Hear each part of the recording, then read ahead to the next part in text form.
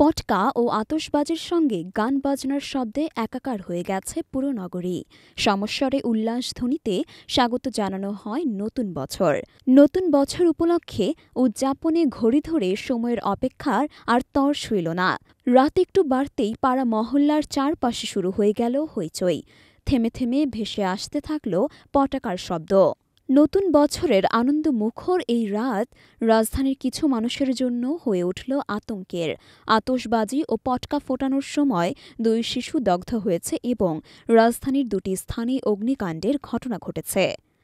জাতীয় burn and plastic surgery institute সূত্রে জানা গেছে, নববর্ষ উদযাপনের সময় 8 বছরের এক শিশু 15% দগ্ধ হয়েছে। তাকে হাসপাতালে ভর্তি করা হয়েছে।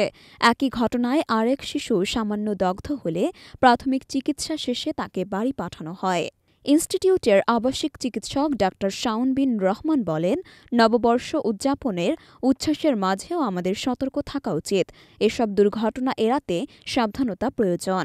ফায়ার সার্ভিসের নিয়ন্ত্রণ কক্ষ থেকে জানা যায়, রাত 12:53 ধানমন্ডি ল্যাব এইডের পেছনে একটি দোকানে আগুন লাগে।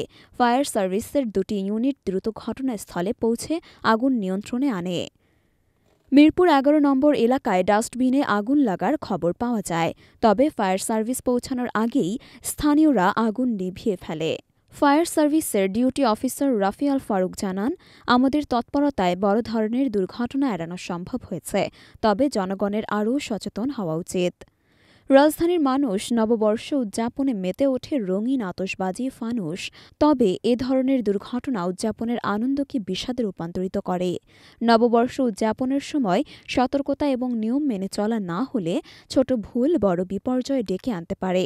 বিশেষ করে আতশবাজি ও পটকা ব্যবহারের ক্ষেত্রে শিশুদের নিরাপত্তা নিশ্চিত করা অত্যন্ত জরুরি। নববর্ষ উদযাপনের আনন্দ যেন নিরাপত্তার অভাবে ম্লান না হয়, সেজন্য সবার সচেতনতা এখন সময়ের দাবি।